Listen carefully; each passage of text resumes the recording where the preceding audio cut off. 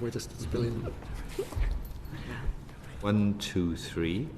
Morning, everybody. I'm Nick Smith, the Chair of the Administration Committee. Welcome, and thank you for coming to our committee's fourth session of its inquiry into health and well-being. We are focusing today on mental health and workplace pressures and how well the House is supporting our parliamentary community. We will each ask a number of questions, and I will bring colleagues in at the appropriate moment. We today welcome our witnesses, Josie Lazenby, Tanya Harris, Joe Willows, and Dr. Ashley Weinberg. I will now invite them to please introduce themselves. Joe? Lovely. Thank you very much, Mr. Chairman. My name's Joe Willows. I'm Director of Member Staff Engagement, head up the Engagement and Events team, which is part of the wider Members and Member Staff Services team, providing HR support, members, proxies, and support for member staff generally, and lots of training as well. Thank you. Morning, everyone. Thank you very much for inviting us. I'm Josie Lazenby. I'm head of the Health and Wellbeing Service within Parliament, registered nurse and a specialist occupational health practitioner, former mental health first aid instructor, and I have been here now coming up to 4 years, leading the team in all aspects of health and wellbeing. Yeah. Thank you, Chair. My name is Tanya Harris. I'm the Health and Wellbeing Lead. I'm responsible for the delivery of the Health and Wellbeing Programme in Parliament and the contract management of the EAP and mindfulness programmes. I have over 20 years' experience in the team, delivering both welfare and counselling interventions to support people at work. Thank you. And Dr. Weinberg. Oh, hi. My name's Ashley Weinberg. I'm a senior lecturer in psychology at the University of Salford. I'm a chartered occupational psychologist, which is kind of a work psychologist, if you want, everyday parlance, looking at matters to do with well-being and performance in a range of workplaces, mostly public sector. Okay, I'm to ask the first question, and it's Tanya, to you, please. Can you describe to us the mental health support that is currently on offer in the House for MPs, their staff, and staff of the House? Of course, thank you, Chair. So we offer a wide range of services, mental health support services, both actually in-house and via our trusted third-party providers. Members, their staff and staff of the administration have access to our assistance programmes, and that includes counselling support. Members also have access to an on-site counsellor, and that they can help with issues such as workplace stress, anxiety and depression. We also provide staff of the House and members with occupational health assessment, and that's a really valuable tool in assessing health at work needs and providing additional mental health support if necessary. We can also refer on to psychological assessment if needed to, psychiatry and other support and resources to help individuals in the workplace. Also, member staff have access for occupational health services, but actually that would be via, again, third-party providers of their choice. We link in with our dedicated staff wellbeing advisor, who is in place actually for member staff to ensure they get connected to the mental health support that they need. We have a trauma risk management protocol, and we introduced that, as you probably sadly remember all too well, the Joe Cox and Sir David Amos situations, and that was really important tool to actually ensure that those that are experiencing potentially traumatic incidents have the right psychological support after that. So that's something that we have in place. But I think what's also important is to mention the proactive support that we do.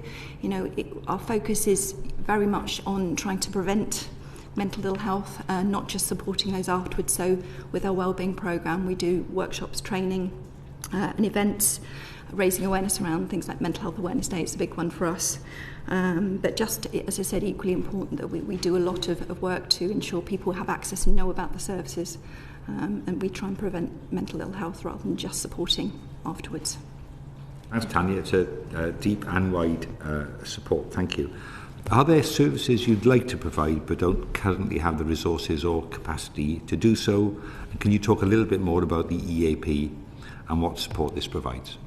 Of course, yes. Okay. We know that many members find it really difficult to engage with mental health support services in their constituency.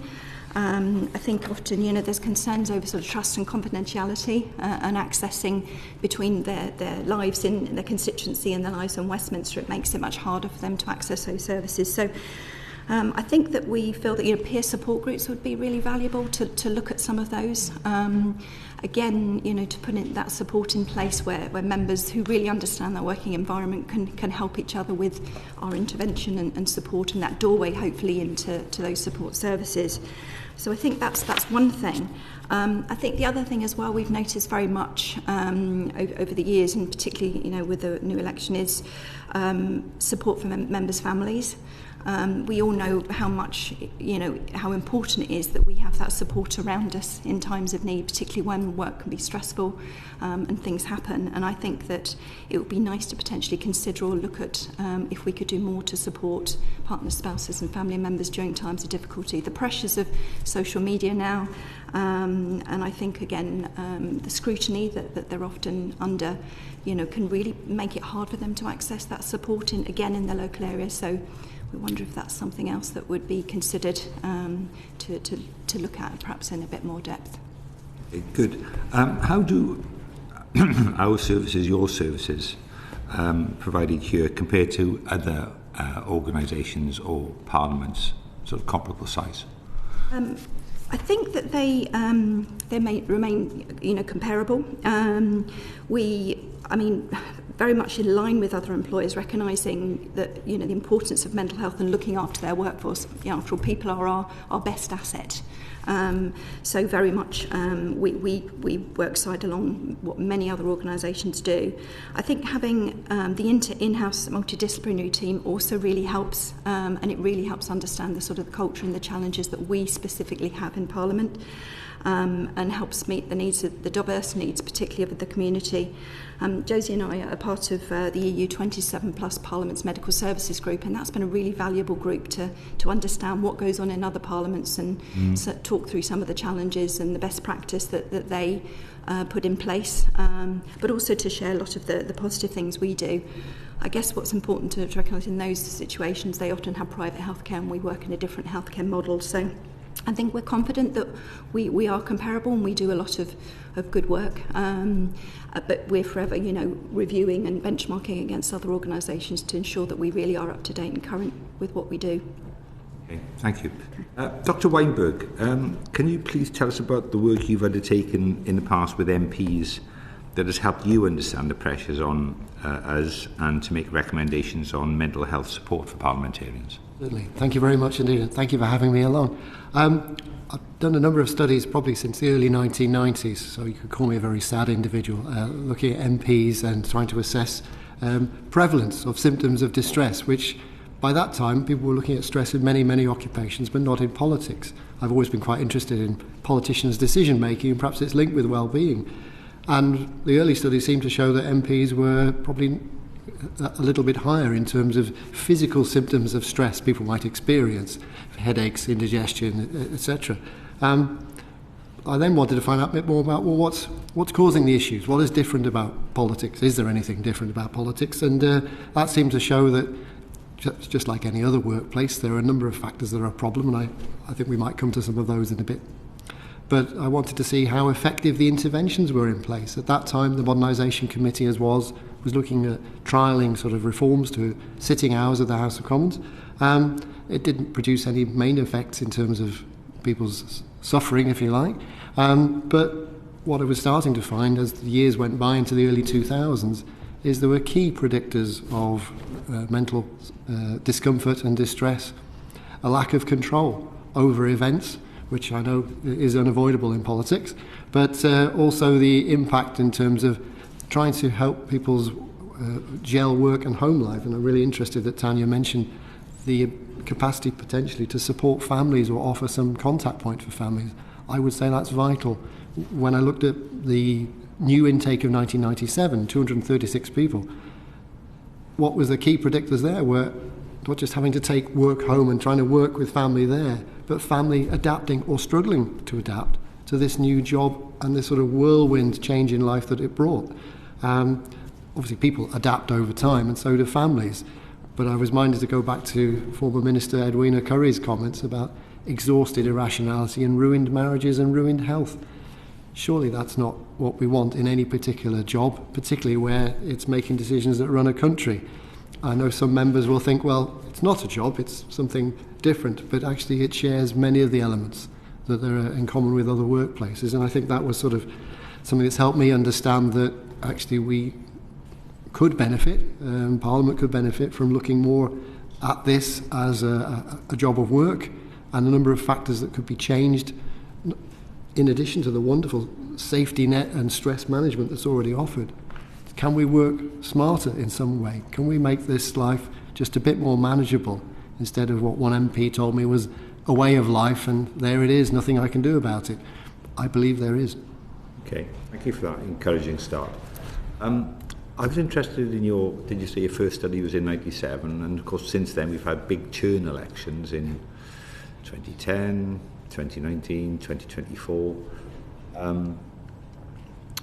How can prospective candidates and new MPs be better prepared for these roles, do you think, and their possible impact on their mental health? Yeah, well, it was actually 1992 was the first one I did with sitting MPs, so yeah, that's how far back I go with this. But I think the thing that strikes me is, and my apologies if it's out of kilter with what you would hope for, but there's no job description.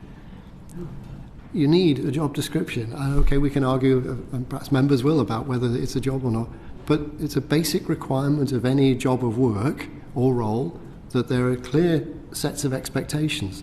And that's not simply about satisfying a tick box in any way, but it's setting up some kind of expectation of the individual trying to do that job in advance. Parties who recruit and select candidates actually say, well, this is what's going to be required of you. It's on the Parliament website, as you have some sort of gentle hints at the moment. It needs to be made explicit. That's also a very positive thing for people's well-being, to actually know what's that psychological contract, what's that set of expectations that I'm going to be required to fulfill in some way, shape or form. How it's done obviously would be down to individuals, but there needs to be some kind of standardisation to make this something more manageable, I would argue. Just very quickly, in addition to that, I think the role of political parties, which I'm sure they will play a very valuable role, but I guess there's a lot of variation in preparing people for the life that's ahead of them if they're successful and being elected. Otherwise, it's a whirlwind that catches them by surprise, and again, as has been said before by Tanya, by the families as well. I don't think I need to convince anyone that having a family or a set of friends or a support network who are feeling that they want to support you in your job and don't feel their lives are diminished by this tremendous strain that you might be carrying is a good thing for people's well-being and performance at work. So I think setting those expectations, providing support through political parties, and also making clear what support there is when you get here. What childcare arrangements are there? And is there enough availability? What might be the support for my well-being, particularly if maybe I have a past history of having depression, anxiety, or a common mental health issue. So all those things I think might help prepare people much more than maybe currently the case. Okay, thank you. Berto. Thank you, Chair, and good morning, and thank you very much for the very good work that all of you do as part of the parliamentary community.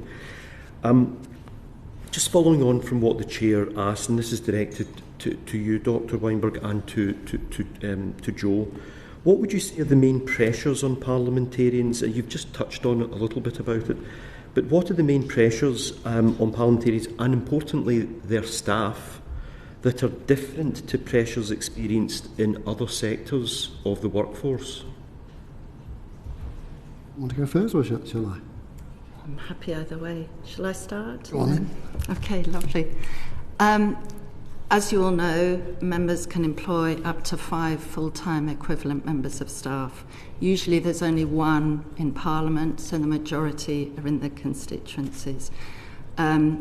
As you know from last night, there can be long hours working in Parliament, and staff will be there supporting their member with procedural policy work and just being there to support them.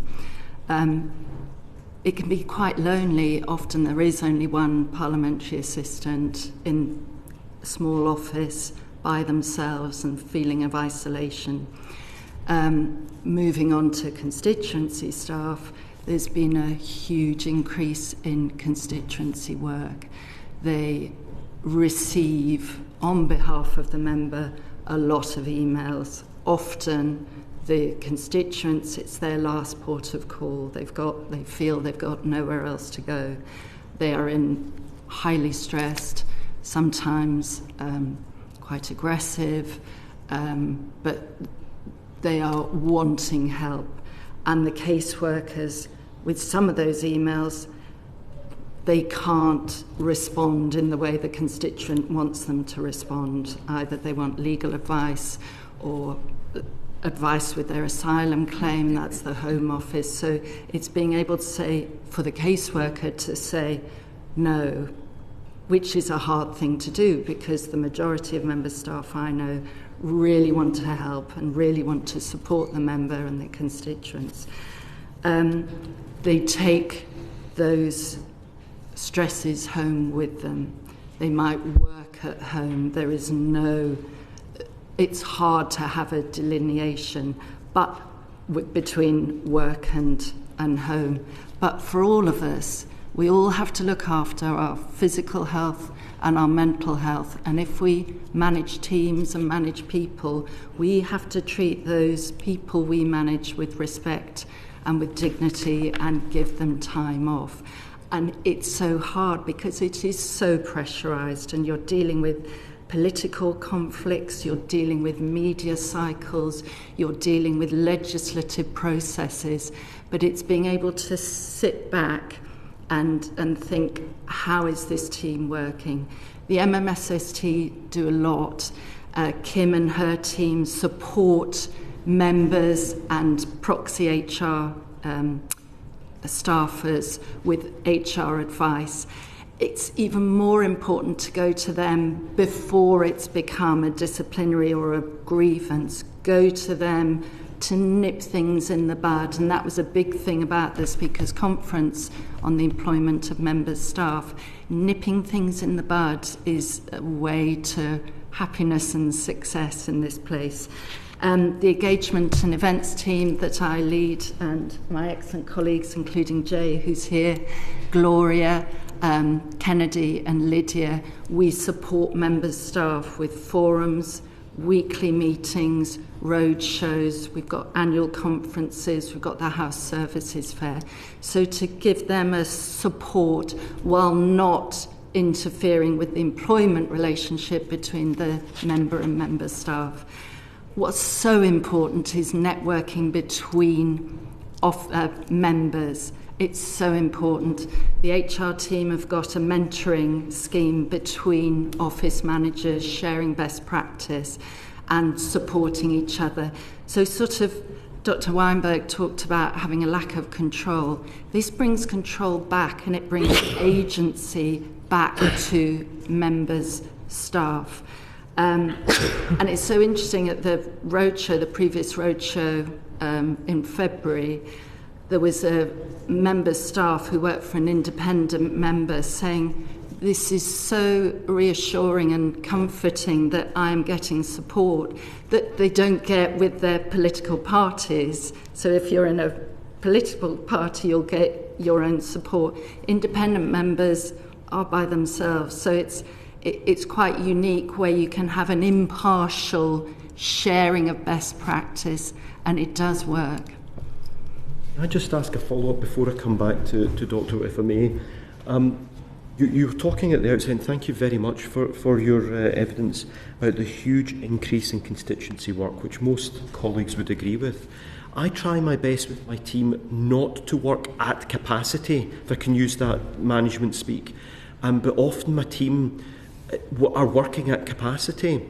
Do you think that there could be an argument to say we need to see how we can add resources to ensure that staff are not always working at capacity? That might mean being able to employ maybe a sixth member of staff to ensure that there's a fair allocation of work and they're not constantly working at capacity. Would you agree with that? That would be a matter for IPSA, as you know, because they fund the member staff for the offices. I think everyone wants to work at full capacity. One thing we're doing, and it sounds small, but we are commissioning, working for an MP to write a casework guidance document to say what members can and cannot deal with. So it's sort of working smartly, to use another jargon. But I mean, there's House magazine, I think it was last week, they published an article saying well over, because you are the owners of the data of the casework coming in, but the article said you get over 1,000 a month. That is a lot of emails for 3, possibly 4 full-time equivalent members staff to deal with, as well as everything else, dealing with constituency visits, dealing with your visits in the constituencies. Thank you very much. Yeah. Thank you. And Alberto and Dr. Weinberg, just a second. Tessa wants to come in on that, I think. If I may, because I was just looking at something that came into my inbox yesterday, and it was it's an IPSA quote from yesterday, and the quote is, "I would advise that all offices look at who they're responding to and prioritise. You don't need to reply to everyone.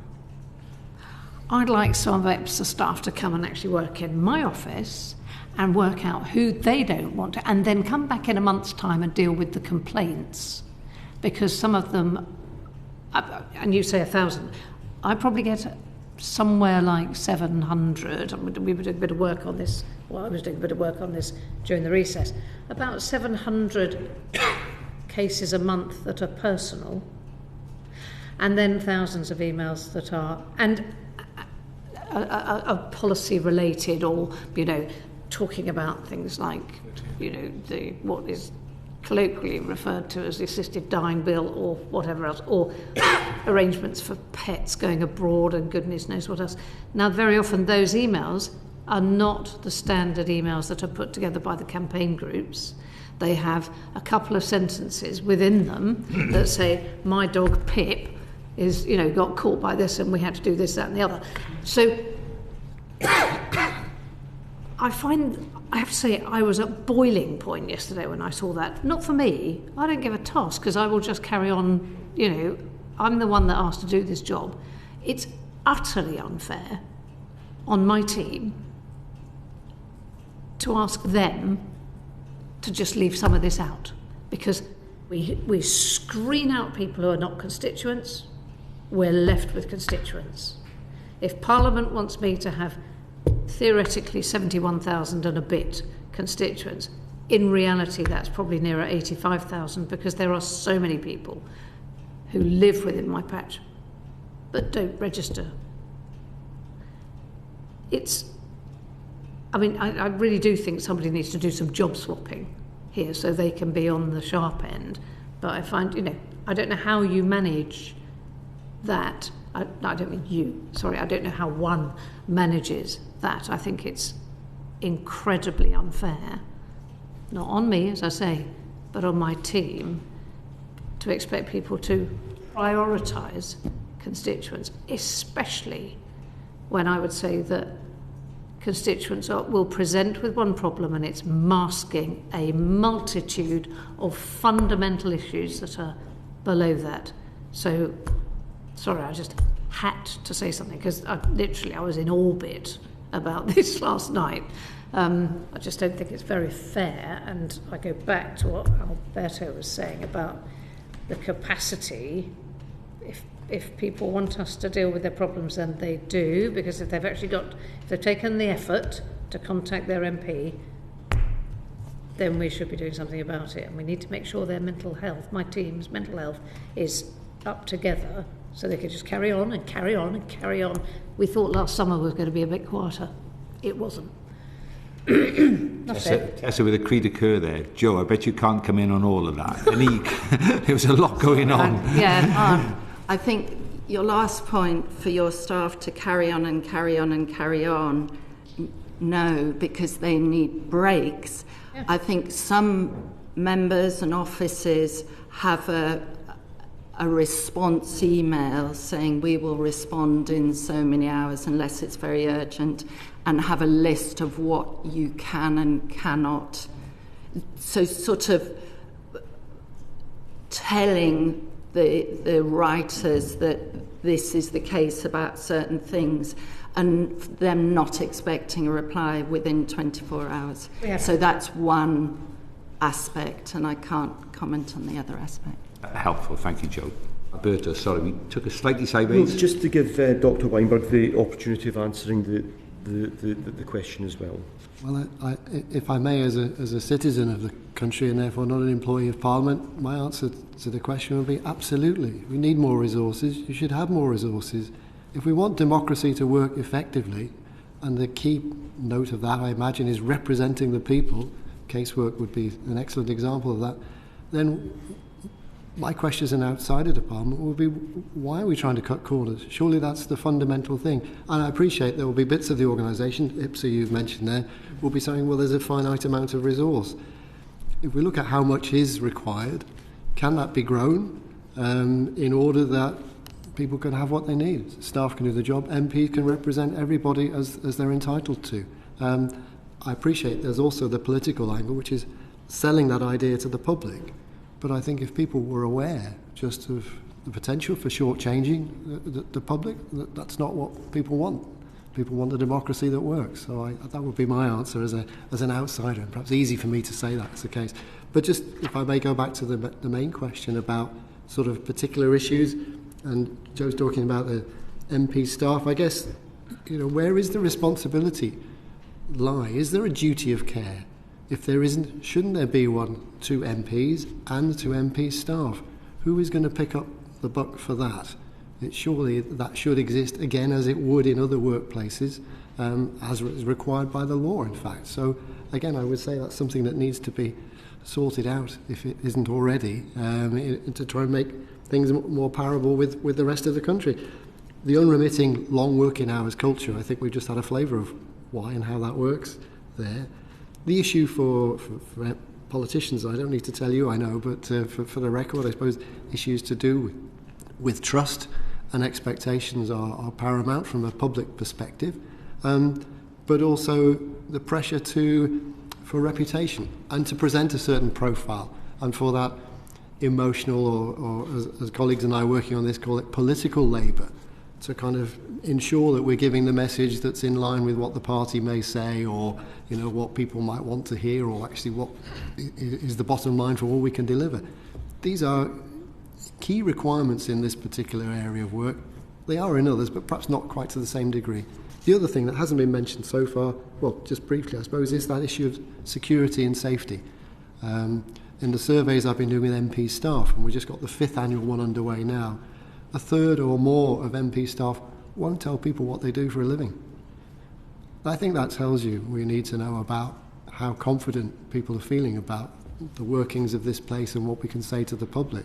And that, again, IPSA, I know, are doing work on that to sort of reach out with citizens' assemblies. We need much more of those in every constituency, so the public know what they can expect, and to have a say and feel some sense of ownership over this place, in addition to once every 5 years or more frequently voting for people who put themselves forward and want to work hard to make a difference. So there's lots of differences between the political workspace that includes politicians and MP staff and other workplaces, plus the other things, small matters of you might get fired on television in the middle of the night during the end of an election campaign. It doesn't happen in many other jobs. There are these things that stand out. Entitlement to parental leave. Has that been sorted? Is that clear? Is it taken up by colleagues of yours? Is that something that people feel confident doing? So all these are big issues. And safety and security is sort of the big one, I think, as well. I know there's lots of work going on with constituencies around that. If I may, very briefly, you said the phrase duty of care. As a lawyer, I understand what that means. So you're advising this committee that in order to safeguard the mental health of MPs, that there has to be some form of duty of care, perhaps from the corporate body towards MPs? I would say so. I'm not a lawyer myself, I'm a psychologist, but I'm saying I think that could be a helpful thing. And then perhaps rather than there be a sense, which I may or may not be right, that this is a nice to have, it's nice to have good mental health support, it's an essential for MPs and also for MP staff. Thank you. Thank you very much. Thank you. Pampos. got a question for Josie and Tanya. So it's about, in the time that you've been in post, what have you seen in relation to the stress levels as by MPs? Have you seen it increase? And how have you seen MPs access support for stress, for depression, for anxiety, and have they accessed the Parliamentary Health and Wellbeing Service in the time that you've seen? Yeah. Thank you for the question. As I mentioned previously, I've been here approaching 4 years in May, and I suppose what I've observed is there is an increased perception of that safety and security, as Dr. Weinberg mentioned, which drives anxiety, potentially feeds into an already pre-existing condition about their safety. Social media plays an enormous part these days, and I think that is an emerging trend across the kind of world, in that nothing is sort of sacred. Everything is out there, and every moment is lived potentially by social media. There are many positives to that, in that increase in reach and communication, which is absolutely a good thing, but perhaps sometimes that means that an MP is more accessible or feels that they are more accessible, and that the public are nearer, so to speak. So that comes with benefits as well as, not quite so many benefits sometimes. So that's been an increase. I do think as well there is an increase in expectation, perhaps, with certainly seen in the new cohort of MPs from the general election. If you've had an experience particularly around disability, accessibility or neurodiversity through school, through college, university and employment, you come with a certain expectation. And whilst we are committed in developing our offer in that area, sometimes that can produce a degree of anxiety, and it's working out really what is needed for that individual in that moment to address any particular concerns they have, but also to be proactive to prevent something happening at the very earliest opportunity. So we would welcome increased communication with parties and individuals as is appropriate to do that.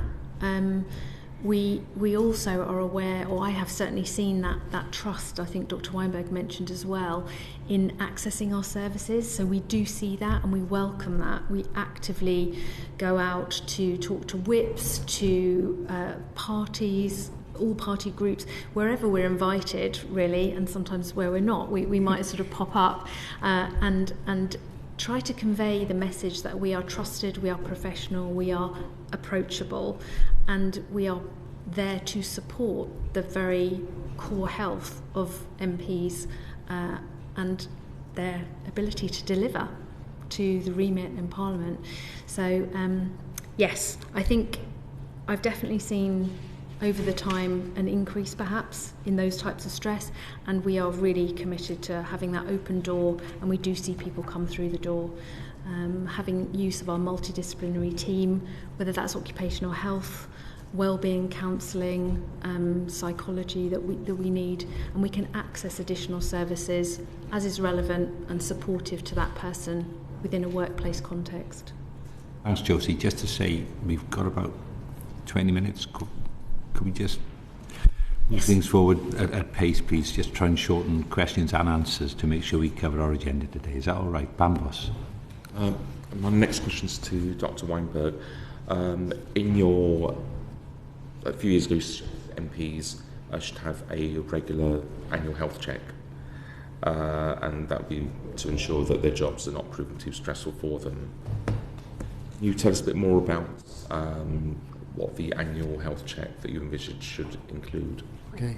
Well, I guess my emphasis is on the psychological health bit. There are physical health checks, which I know we'll all be aware of. But I suppose in terms of screening and using a standardised and robust existing measure. There are ones used in the household surveys, for example, across the country, which I've used in my own studies. Others are available. I know there's been discussions in the team about that kind of thing.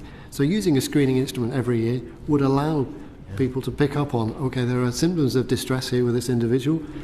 There's opportunity for a conversation. It could be an informal one. It might be signposting, here are some services. If things are not going so well at the moment, what can we do? It might equally be the opportunity perhaps to kind of provide some other sources of support, and referral exactly has been described. If you're running an Olympic team, this would be a matter of course. You would screen your elite athletes for a whole range of reasons, and why wouldn't you do it again with people who are running the country? So I imagine, I would say that yes, it's definitely an important thing to do, and there are examples of enlightened employers who've done this previously and successfully as well. It would also, as an organisation, allow you to pick up on trends as well, or in particular areas where maybe there are issues or time points. For example, following the expenses scandal, prevalence of psychological distress doubled amongst MPs. Not surprising, but again, it's the opportunity to pick up on things early on. Just following on from that, this is a question for Josie. Has the House looked at implementing annual health check? Yes, we already, and some of you may well have been party to that. We offer a lifestyle screening, which is predominantly a physical screen, but we are looking at introducing a mental health element to that, or a generalised sort of questionnaire about how somebody is, what that might show. Somebody might not actually be presenting with psychological distress. That doesn't necessarily mean we don't want to do something at that early opportunity. So mindful of not sort of going into too much detail, but yes, in short, we do it, and we are looking to expand the offer. Thank you. Tessa? Yes, the mindfulness courses seem to be very well received, but there seem to be barriers. There are always barriers to these things, aren't there? But certainly time and space and stuff like that seem to be a problem. Have you made any recommendations about how those difficulties might be overcome? Yes, certainly, actually, very timely. We actually very much recognise that one of the barriers, I think, to members particularly accessing the mindfulness programme is normally it's been a 5-week course. And actually that's quite a time commitment in a time where they are, incredibly pressured. So actually from this month, from today I should say, we're starting actually a refreshed mindfulness programme specifically for members, where we're offering drop-in sessions, but we're expanding those across the year. So whereas we'd normally condense a 5-week programme in one, which we know has been difficult and the take-up has been very, very low, we're extending that to throughout the year in blocks and theme sessions. So members who are, never been before can drop in when they can, or those that want that sort of permanent practice and a more regular practice can join as much or as often as they like. So we're hoping by trialling sort of this new, more easily accessible mindfulness offer, that hopefully that would encourage members to feel they can come without feeling they're missing out, or if if they have missed out one course, they can't come back. That's not true. Okay, and how will members and staff know about that? So we've done quite a big promotion, always really difficult to get out. So we work with our internal comms team to get messaging out there. So members bulletin, all those sort of local sort of communications channel. I actually did speak to your clerk about whether we could do something in your newsletter to get the information out to members. The speaker, again, through the speaker's office, we've been, they've championed that for us. We put posters up, we've done flyers, we've included that in stalls. But, there's always something else we can do to try and reach the member population. So if there's any suggestions, please do share. Lifts and loos. Okay, on we go. Of course, we'd be happy to help. Now, thank you, Chair. Just a very quick question on as a supplementary to Tessa's. I have done the mindfulness course, I think, last year or the year before. It was very good. Sadly, I wasn't able to do, I think, the entire 6 sessions. But could I just ask, I know this is available to members of staff in Parliament and MPs and potentially Lords, but what about staff based in the constituency office? Yes. So is it available on Teams, or is it? It's Teams, and we found that very much actually once COVID came, the in-person was more of a challenge for individuals, and the fact that we wanted to broaden that and recognise that members' constituency staff wouldn't be able to access that in person, it's absolutely online. And we have a dedicated course for them. So we break it down into 3. We have a house administrative course for those tailored especially for them. We have a course for member staff in constituency in Westminster, and we do a separate offer for members. So we just can make sure we tailor it as much as we can to those groups and make it as accessible as possible. That's really helpful, Chair. Would it be possible to get perhaps a digital copy of the leaflet for constituency staff via email to all committee members? Yes. Because I always find it really difficult to find all these posters you see around Parliament, Yeah. digital versions of them, so I'd be really grateful if that could happen, and thank you. Lovely, thank you. Tessa. Okay, so the Speakers' Conference, and there was a report that came out of that in 2023, wasn't there? Talking particularly about this distress that's caused to members' staff.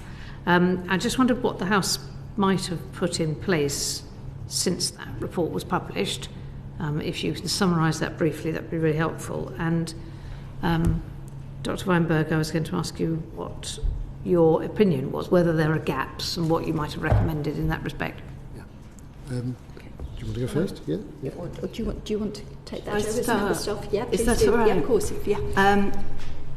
The MMSST, other teams in the House and IPSA have implemented the recommendations in the Speakers' Conference. We've all worked together collaboratively. We've launched the CPD accredited training programme for members' staff. So on completion of a course, they can take their points to another workplace. We offer 60 regular courses which the House Administration funds, so it's all free to member staff. The conference recommended new posts, HR practitioners who provide CIPD, Chartered Institute of Personnel and Development, qualified HR guidance, signposting and best practice notes to members' staff. They don't give advice. The unions that the member staff belong to can give advice, but they've had over 200 cases since April 2025. We've also launched restorative practice service for members and member staff, service run by an external organisation that supports offices using restorative measures to resolve workplace issues at an early stage. Members have a duty of care towards their staff, and offices, although it's an extraordinary place and particular circumstances that, like we've discussed at the start, at the end of the day, it's an office with people working together, and this service will provide that nipping in the bud to make sure members' staff and members are working collaboratively together. New post of Wellbeing Advisor that sits in Josie's and Tanya's team. She's fantastic. Agatha, she provides impartial advice on workplace health and well-being and signposts to regular support services. She works closely with the MMSST. We work closely with the relevant trade unions and the MAPSA, and we have a new memorandum of understanding with those groups. We've got, while member staff aren't employees of the House Administration, my role is to ensure that as far as possible, the benefits that we as House staff get can be related to members' staff. We've got an employees benefit support guide. We've got the Members' Staff Annual Conference. We're working with various people. It's about security and well-being. Jennifer Lees Marshment is academic, dealing specifically in HR issues in parliaments in the UK and abroad. She's doing a workshop. She's talked to office managers before. And sort of going back to my previous point, members' staff working together, having agency together and collaborating together. Also, the Wellness Working Group, we work closely with them and appreciate their constructive feedback. They have their annual surveys, and we've acted on their recommendations from the previous survey in 2025. Covered a lot of terrain there, Joe. It doesn't sound like there are any gaps. Dr. Weinberg? Well, thank you for giving me the opportunity. I mean, it's fantastic what's being done already. It is absolutely brilliant. And, you know, in an organisation, it's hard to shift things quickly, some may say. Then this is great news indeed. I guess I'm going to utter the phrase "well-being is never over." My apologies for that. And so I guess ensuring there's parity for opportunity for constituency and Westminster-based staff, as has already been mentioned, is important. I wonder if Parliament can be even bolder. Now, it's made this very clear statement that it wants to be an exemplar employer in the way that it is doing by its actions. Looking at things like turnover, which is very high amongst MP staff. Are there definitive lists? Are these things followed up? Are there exit interviews? Surveys which I've had the pleasure of working with the Wellness Working Group annually to look at show there are pockets of 10 to 15% of MPs' offices where things perhaps haven't changed or will need to change, and it isn't within the gift of the existing services to do that. Random checks, the opportunity to whistleblow in a way that can be then dealt with appropriately is important without taking away that role of employer from MPs. It's actually making sure they're operating within what should happen. I think as well, looking at the long working hours culture is important, and it's great that we've got the safety net and the stress management stuff, but if you start to look upstream at trying to prevent some of the issues, how long should anyone be working? Is it going to be okay to have your phone or your communication systems off of an evening so you can actually enjoy some time away from the job, which will then benefit the person the following day? The science is very clear on this. A number of things that yet could be done. I'm not criticising what already has been done, but so much more, and I congratulate Parliament on the steps it's already taken. Thank you very much indeed. Very quickly, I wanted to ask about how we communicate with MP staff, and clearly it's up to us as individuals to communicate with our constituency staff, but I wasn't really joking when I said, lifts and loos, in that if there's something right there in front of you, if you're in this building for a long time, you almost certainly go to the loo at least once. And it's just making sure that we've got stuff very, very visible. And I'm not aware, and it may be that I walk around with my eyes closed, don't think so, I'm not aware of knowing, if I go into my local pub, I see stuff on the back of the loo door, which is critical. I do, if I can, I do take your point, and I think certainly we can do more in the area. It is always a challenge with the turnaround and the communications in all different areas that everyone, I guess, is fighting for space. But I think certainly with our employee assistance programme, we touched on that briefly earlier, and the broad range of support that can offer for individuals independently, and can help with a whole range of issues from stress at work to personal issues. And I say that's not just sort of allowing them to access counselling sessions, which they can, up to 10 sessions, but also a broad range of financial support and legal information. So I think posters of the assistance programmes we need to get out there more, and potentially look at, again, making sure that everyone is aware of that. And we do work very closely with our member staff services colleagues, and I think the introduction of the new Wellbeing Advisor post just helps bridge those gaps and just tries to get in all those communication routes where we can. But I appreciate visibility is key. So we certainly can do more on that. Got to nudge you all along. Mary. Yeah. Thank you, Chair. Thank you for talking about how we can keep mental health, well-being, perhaps at a good level. But particularly Dr. Weinberg and Josie, sadly we know that a mental health crisis can happen at any time. So what could we do apart from nipping in the bud, or how can we do that more effectively to provide earlier support and prevent a serious problem occurring? Yeah, I'll be very quick. I think, again, going back to screening, I think would be very helpful. Extend that to staff as well as members. I realise there'll be resource implications, but there's ways of doing this relatively briefly, and certainly the annual survey we've demonstrated that. So we can pick up on where people might need more help, might need signposting, might need a referral. But equally, again, it's awareness. You never know at what point you're going to need some services, and things may have passed you by. Until then, suddenly you're faced with the situation. And if you are experiencing symptoms of depression, anxiety, one of the things you're less able to do than otherwise is to kind of scope around for things. Your attention will be narrowed, as part of that situation. I think the role of the Whip's office, in terms of MPs, it might be an unusual role for them, but again, a responsible one if we take the duty of care seriously, and that becomes a thing. And the role of party officials and agents as well.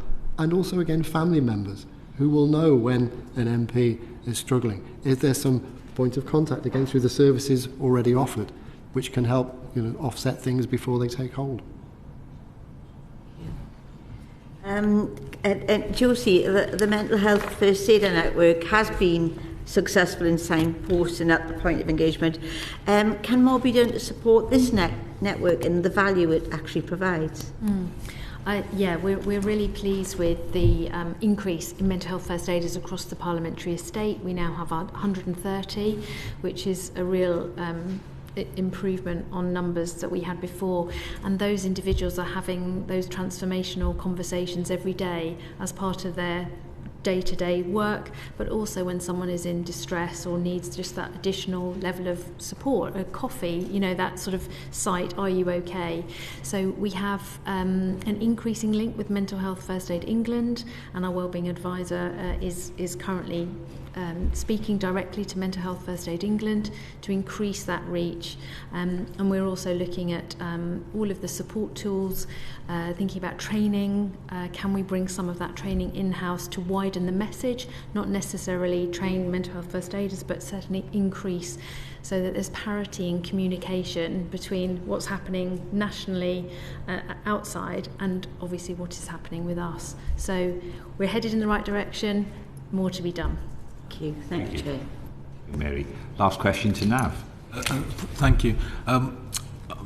Most MPs are here 3 or 4 days a week when the house is sitting, and I'm usually in my office in my constituency on a Friday and maybe on a Thursday. So my office manager is basically she's the person who looks after staff welfare. And office managers are obviously critical in dealing with crisis, illness, issues, etc. So does the House provide suitable training to office managers on dealing with sensitive conversations? And what more could be done in this area, such as mandatory training? Yes. Shall I take this? We have a weekly office manager call in for an hour, highlighting various services we give. We've got lots of training on offer, dealing with interactions with constituents, essential writing skills, media handling and social media. With your specific question about how office managers line manage, we've got a lot of work that Kim and her team do supporting office managers and them supporting each other. So there is a lot, but it's I think the role of an office manager is a very, very hard one. And we can do so much, but we can't interfere with the employment relationship between the member and the office manager. But it goes to the core of the issue. If the office manager is well equipped and themselves feel physically and mentally well, they will be able to support the other staff. I get that, thank you for that, but there are some mandatory training modules that MPs and staff have to do. For example, I'm being chased yesterday to do fire safety module for training, so my question was specifically around mandatory training for office managers, because office managers tend to be from a cross-section of society, from different sort of work streams that they come into Parliament to work.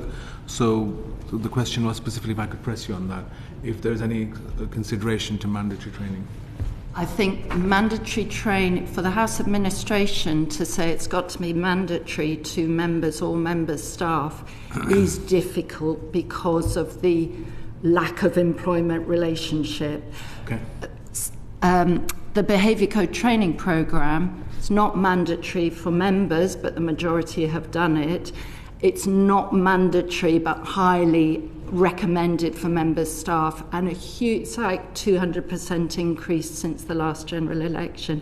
It's sort of a thing that you do rather than saying it's got to be mandatory and it's a stick. You just say, well, this is part of your induction.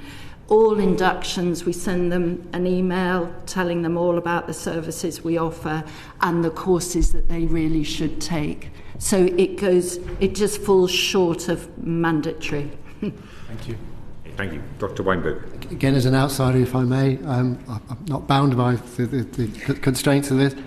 It should be mandatory, yes. I think if you're an MP or a member's office manager who, as you say, has been not involved in management or not had the best experiences in the past, I think it's incumbent again on the House to make sure that MPs that go through that in the same way that fire and safety is an essential. Why would we think any differently about the safety of people's mental well-being?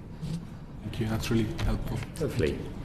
So, on behalf of our committee, can I thank all our witnesses for talking to us today and answering our questions. It's been a really worthwhile session, and I think it'll be a big help for our report. So thank you for that, and we'll now conclude this part of our session. Thank you all.